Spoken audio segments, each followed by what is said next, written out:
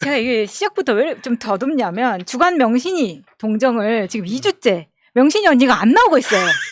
이 정말 갈수록 정말 화가 납니다. 명신이 언니의 초심을 지키면서 지금 진보 유튜버 가운데서 이렇게 꾸준하게 김명신 리뷰를 할 수 있는 데는 저희밖에 없습니다. 제보 꼭 좀 해주십시오. 코너가 있어서 하긴 해야 되는데 그렇죠. 주간인데 그게 맞아요. 이렇게 가다가 월간으로 갈 수도 있어.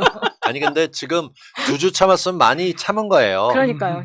조만간 나오겠죠? 일단 아. 이번 주에 루머들이 많이 나왔고 네. 오빠가 캠프를 진짜 가지고 있었다 이런 증언들도 나왔기 때문에 다음 주에는 어떤 식으로든 나와서 해명할 겁니다. 해맑은 모습으로. 근데 시청자분들이 합리적인 추론을 하셔가지고 아직 붓기가 빠지지 않아서 나오지 못했을 수도 있다라는. 인플루언서의 삶이 원래 그래요. 붓기가 그쵸. 있어도 나와서 방송을 해야 되는 거니까. 그분들이 인플루언서잖아. 그렇죠. 아니 그래서 요즘은 뭘 해봤냐면 요 김건희로 검색하면은 정말 많은 그 무속인들이 김건희의 사주를 보고 있어요. 근데 이게 그 대통령 선거 전후로 좀 양이 많이 달라졌거든요. 어. 그 대통령 선거 전에 틀렸던 사람들, 안 될 거다라고 했던 사람들은 많이들 삭제를 하셨고, 이제 이 이후에 최근에 이제 새롭게 리뷰하시는 분들이 있거든요. 네. 근데 그분들의 특징이 뭐냐면 공통적으로 하는 말이, 김건희가 건강에 문제가 있을 것 같다. 이제 영부인의 건강을 걱정하는 의미에서 하는 얘기입니다. 그런 이야기들이 많이 있고, 일단 공통적으로는 나서지 마라. 좀 이런 이야기가 많이 있어요. 근데 이 뭐 사주 이야기를 해보자는 건 아니고, 우리가 이제 시사 방송을 하면서 제가 종종 정말 그 역사 속에서 김명신 같은 캐릭터를 만날 때가 많거든요. 많아요. 네. 그래서 이게 역사를 굴러가는 와중에 이게 계속 그 언젠가 봤던 기시감이 드는 인물들이 등장을 하는데 그때의 초기와 결말이 비슷하단 말이에요. 오늘 노력했겠다. 장난 정말 아니다. 고생했겠다. 얘기만 해도 찾아보는 거. 이야. 힘들었습니다. 명신이 언니 빨리 나와주세요. 나 차라리 명품을 뒤지는 게 좋다고. 요즘 그 보면은 많이 나오는 이야기인데 진령군과 라스푸틴 이야기인데요. 우리가 근데 라스푸틴이나 진령군이 교과서에 나오는 사람은 아니잖아요. 그래서 따로 알아보지 않으면은 잘 모르는. 전 누군지 인물이에요. 모르겠습니다. 네. 네. 저도 라스푸틴이라는 거를 프랑스에 있을 때 알았는데 그쪽에서는 하스푸틴 하니까. 근데 그때 하스푸틴이 왜 인기였었냐면은 박근혜가 어떻게 남한의 대통령이 무당에 의해서 움직인다. 이게 막 국제 뉴스에도 막 나올 때예요. 그러면서 라스푸틴 책이 막 엄청 서점에 막 깔리기 시작하는 거예요. 이미 있었던 역사니까요. 네. 그들에게는. 저는 그때 처음 알았거든요. 그 사람을. 그러면서 노래도 찾아보면. 있는데 라스푸틴은. 예. 네.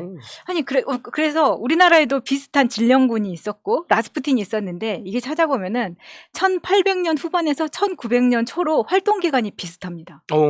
그래서 네, 평행이론. 네, 그 평행이론을 가지고 조금 비교를 해보려고 하는데 이 둘이 그 각각 그 나라의 왕과 접점을 가지게 되는 호감을 갖게 되는 계기가 있어요. 예를 들면 진령군 같은 경우에는 민비가 이제 이모군란으로 충북의 장호원이라는 데에 50일간 피신을 갑니다. 근데 이때 알게 된 무당이에요. 근데 이 무당한테 여자예요. 여자인데 군이라는 그 직급을 줘가지고 진령군이라고 하는데 이 진령군이라는 이름도 진실로 영험하다 이런 뜻의 군에 이제 칭호를 하사를 한 건데 이 진령군이 민비가 이제 계속해서 경복궁으로 다시 돌아가고 싶은데 이걸 언제 돌아갈 수 있느냐 황궁하는 날짜가 너무 궁금했던 거예요. 근데 이 진령군이 왕비님이 나를 알게 된 지 50일 이내에 꼭 환궁을 할 것입니다. 라고 이야기를 한 거예요.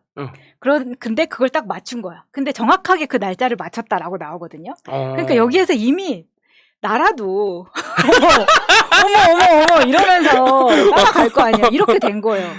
그러다 보니까 이때 당시 이제 경복궁이면 지금의 이제 대통령실에 양반 벼슬도 달고 대통령실에 행정관도 막 자기 마음대로 뽑고 수석 비서관까지 막 올라가고 막 그러면서 그 장관급의 사람도 막 임명하고 막 각종 뇌물 받고 그러니까 이러다 보니까 진령군 밑으로 라인도 생기는 거예요. 지금이랑 똑같죠. 진령군한테 막 잘해가지고 뭐 민비한테까지 막 가려고 줄을 대려고 하는 사람들.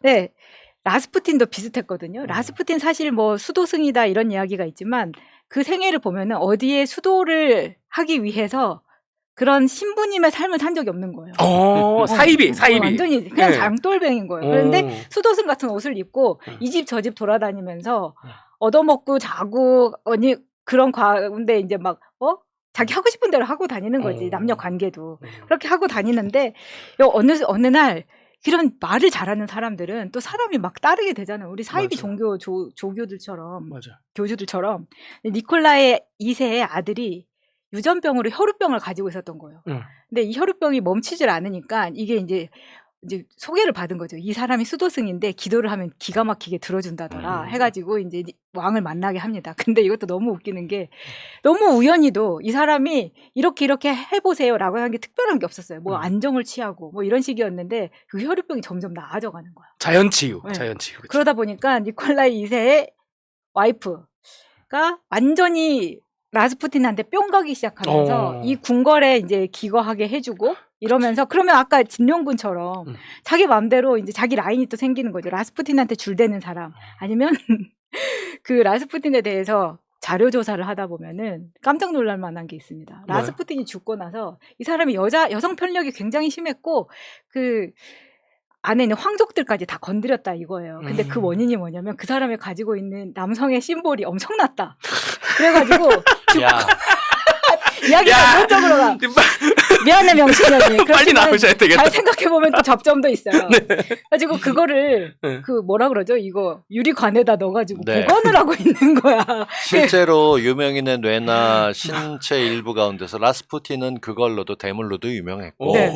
그리고 남성이지만 여성을 누리고 있는 쪽에서 들리는 소문에 가장 끔찍했던 게 자기 부인에게 큰 선물로 어떻게든 자기 남편인 직접 소개해서 잠자리 한번 가져봐라 이런 얘기를 했다는 얘기까지도 들려오는 마력을 상당히 갖고 있기 때문에 지금 독일이나 이런 쪽에서는 우리가 뭐 표현은 좀 그렇지만 망태 할아버지 저 어릴 때 누군지 모르는 사람이거나 근데 이제는 가루지기 뭐 가루지기. 이러고 얘기하는 것처럼 뭔가 좀 정말로 있었던 그런 사람 가운데서 염력이나 영력이 뛰어난 사람 정도로 얘기를 하고 있기도 하죠. 네.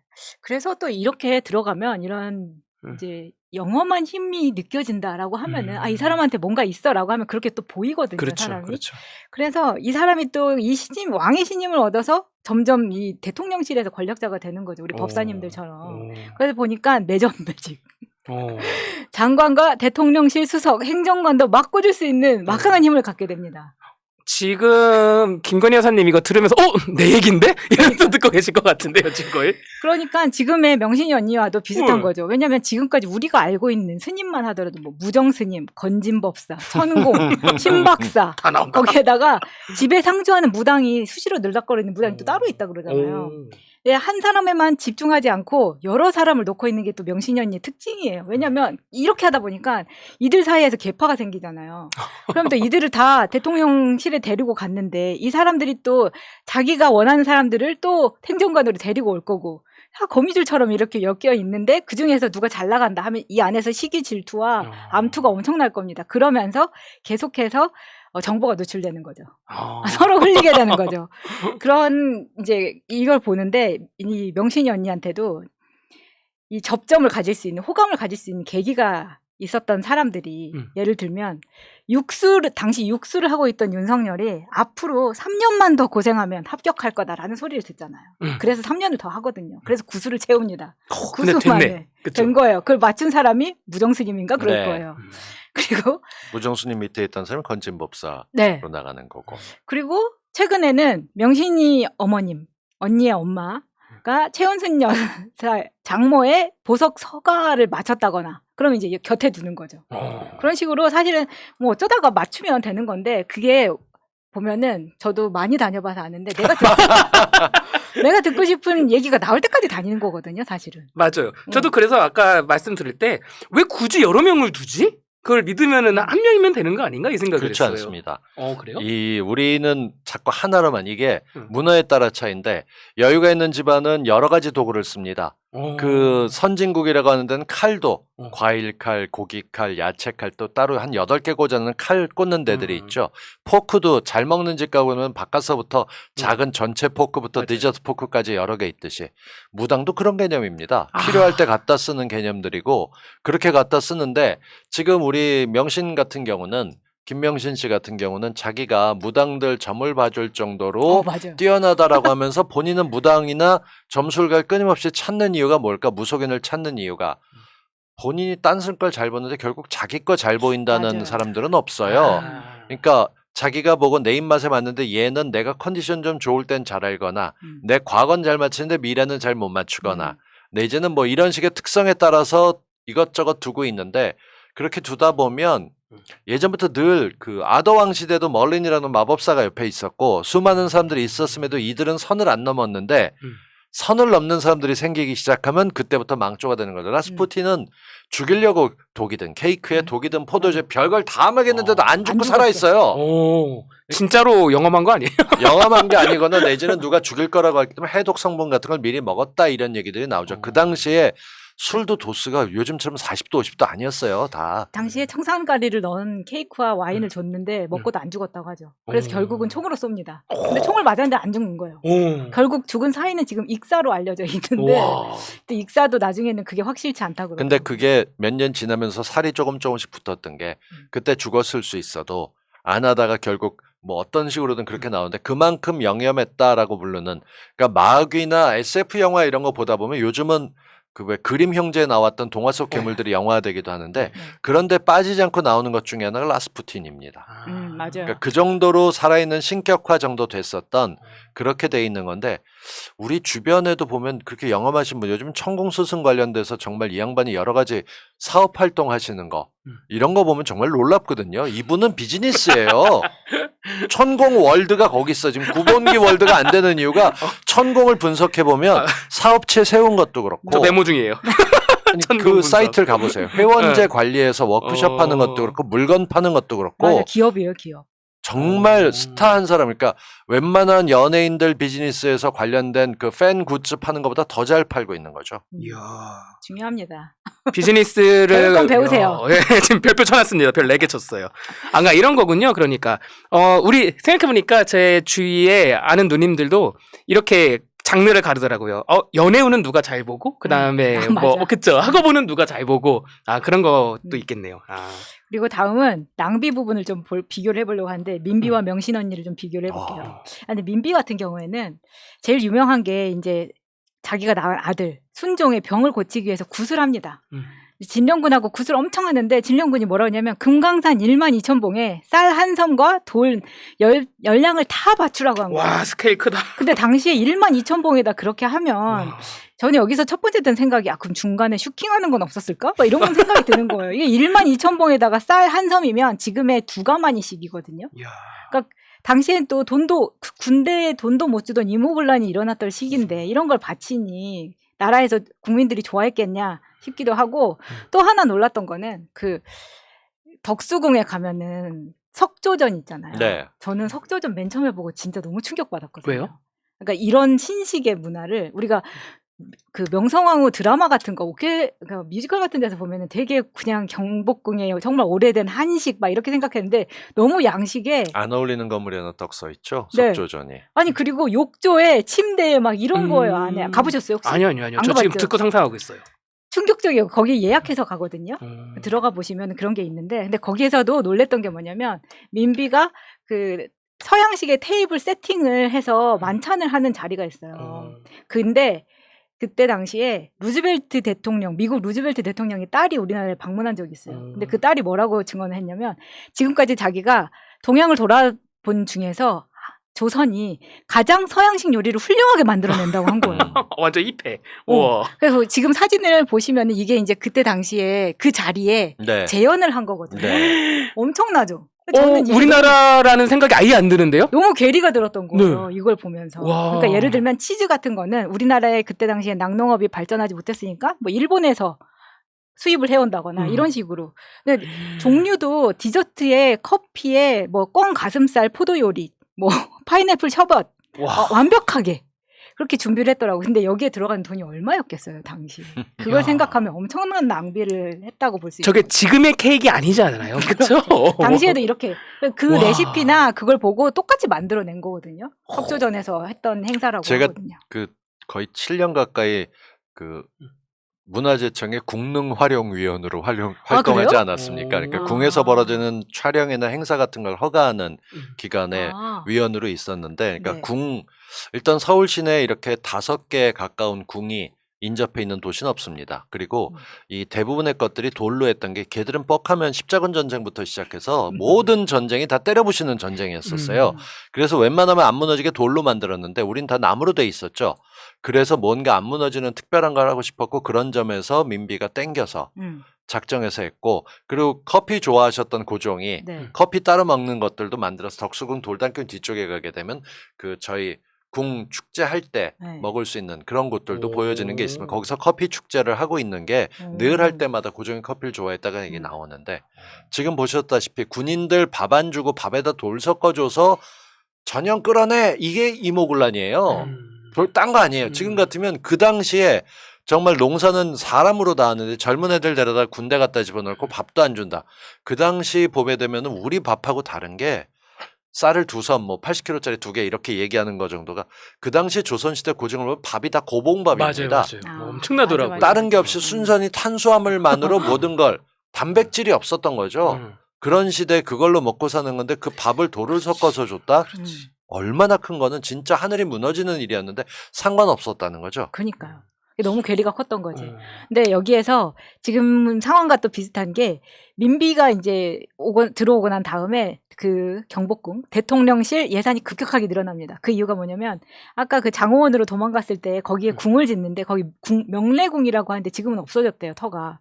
근데 그 명례궁을 지으면서 한남동 관저 리모델링 하듯이 굿도 하고 그 궁을 지으면서 혈세를 엄청나게 낭비를 했다. 여기에서 백성들이 투입이 되면서 이제 더 많은 분노를 샀던 거죠. 그게 지금의 명신이 언니가 그대로 재현을 하고 있는 거죠. 한남동 관저에 500억 투입하고 취임 전에는 명품이 없었던 건 아니지만 사실 서민적인 분위기를 부각을 시켰지만 그 이후에는 뭐 진짜 이 방송마다 나오는 건데 반클리프 목걸이 뭐 1억짜리 뭐 그라프 귀걸이 2,200짜리 디올 운동화 145만 원, 디올 셔츠 175만 원, 디올 추정 자켓 650만 원 등등 사실 일반 서민은 사지 못할 가격대들이 버젓이 쇼잉을 하고 있는 거잖아요. 그러니까 사실은 지금 밖에서는 코로나 때문에 죽어가는 서민들의 대책은커녕 각자 도생하라고 말하는 정부가 이럴 수 있느냐.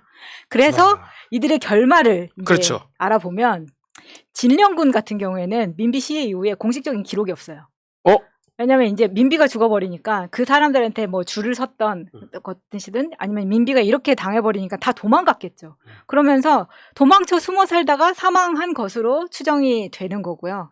라스푸틴 같은 경우에는 우리 아까 이야기했던 것처럼 이제 이 라스푸틴의 권력을 시기하는 사람들이 너무 많았던 거예요. 저는 지금의 대통령실에서 이런 일이 일어날 거라고 보는데 수도승, 그러니까 라스푸틴과 황족 간에 서로 이제 알력 다툼. 지금도 저 안에서 이제 검사, 정치인, 그 다음에 이 마법사 이렇게 세 부류가 지금 싸우고 있는 것처럼 그러다가 나중에 라스푸틴의 결말은 굉장히 참혹하지 않습니까? 저는 그 결말이 올 거라고 보는 거죠. 마법사 쪽이 참혹하게 이제 끝을 맞이할 거라고 보시는 거예요? 네. 그래서 같은 결말을 기대해 봅니다. 극적이겠다. 그렇게 되면. 한 가지 저희가 그 여러분들께 늘 말씀드리게 윤석열과 김건희는 대통령이 돼서 뭐를 해야겠다는 꿈을 밝힌 적이 없는 사람들입니다. 맞아. 김건희는 대통령이 되는 과정에서 선거 과정에 단 한 번도 얼굴을 안 내비쳤습니다. 뒷덜미만 좀 몇 번 봤죠, 우리가. 맞아요. 얼굴 내보면서 제 남편 뽑아주세요 하는 걸 안 하고 당선된 사람이니까 I believe 한번 찍었죠. I believe. 네. 그거 하나 찍은 거 말고 없다 보니까 지금 나왔던 게 대통령이 되고 난 다음에 뭘 꼭 해야겠다는 비전이나 희망 같은 게 없는 사람들이에요. 그래서 자기 하던 대로 얼굴 계속 조금씩 건드리고 뭔가 맞지 않으면 사진을 볼 때마다 저도 방송 메이크업 30년 해본 사람입니다. 뭐가 어떤지 얼굴에 분칠하는 게 뭔지 알아요. 유행이라는 것도 있고 네. 뭔가 맞지 않고는 저렇게 안 바뀌는 것들이 보입니다. 그거 하던 거 할 거고요. 넘어지면 쉬어간다고 한 2주간 쉴 거면 지금 가장 빠르게 할 수 있는 게 필러를 받거나 뭐 이렇게 하게 되면 최소한 2주는 쉬어야 되는 부분들이 있잖아요. 본인 마음에 어디 한 군데 고치면 딴 데가 또 이상해진다. 그러니까 적어도 다음 주 수요일쯤부터는 저는 움직일 거라고 보고 있고요. 그리고 지금 같은 경우 그 무속과 여러 가지 것들이 있는 거 그들은 그게 어느 날 갑자기 한 게 아니에요. 늘 해오던 거고 다만 다른 게 있다면 인플루언서로서의 삶을 요즘 즐기고 계시잖아요. 그렇죠. 그가 갔던 빵집, 그가 갔던 축제 모두 다 전화 안 되게 만들어 놓고 대통령으로 다니고 있는 것들을 나름 즐기고 있을 것 같습니다. 근데 저도 사실은 성당을 열심히 다니다가 한때 진짜 이 무속인 엄청 쫓아다녔거든요. 오. 그래서 잘 아는 거예요. 아, 가서 어떤 마음일지. 뭐 예를 들면 무당의 그 법복 뭐 이런 거를 손빨래를 한다든지 그런 거를 굉장히 힘들면 하게 됩니다, 사람이. 그럼요. 손빨래를 본인이 가가지고 하는 거예요? 해주는 거죠. 봉사하는 거죠. 봉사. 그분을 돕는 걸로 모시는 걸로. 근데 와. 지금에 와서는 이제 이 모든 것을 끊고 음. 다시 성당으로 돌아가겠다, 엄마한테. 그렇게 하고 있는 상황입니다. 네. 야. 지금 김건희 여사가 이거 보면서 내적 친밀감의 그 도수가 더 높아졌을 것 같아요. 네. 나와 같구나. 자, 마차님은. 그럼 보고 있을 거라고 생각합니다. 네. 네. 우영우 안 보고 보고 있을 거예요, 이거 분명히. 네. 다음 주 적어도 수요일까지는 좀 나와주시길. 우리 방송이 목요일이기 때문에. 그러니까 수요일까지는 꼭 네. 좀 활동해 주시길 부탁드리고요. 네. 무엇보다 해명하지 마시고 그냥 하던 대로 쇼핑하고 맛집 다니시고 뭔가 위로 행사하면서 그 좋은 그림들 있잖아요. 저런 테이블 민비 했듯이 전에 만나기로 했다 취소했던 그 3선 이상 부인 모임 뭐 이런 맞아. 거 주도하셔갖고 하셔야지. 언니들 만나야지. 그래서 언니들하고 다시 한번 월에 한번 모일 때 됐거든요. 그렇게 네. 한번 모여주세요. 네. 자, 이렇게 당부의 말씀을 올립니다.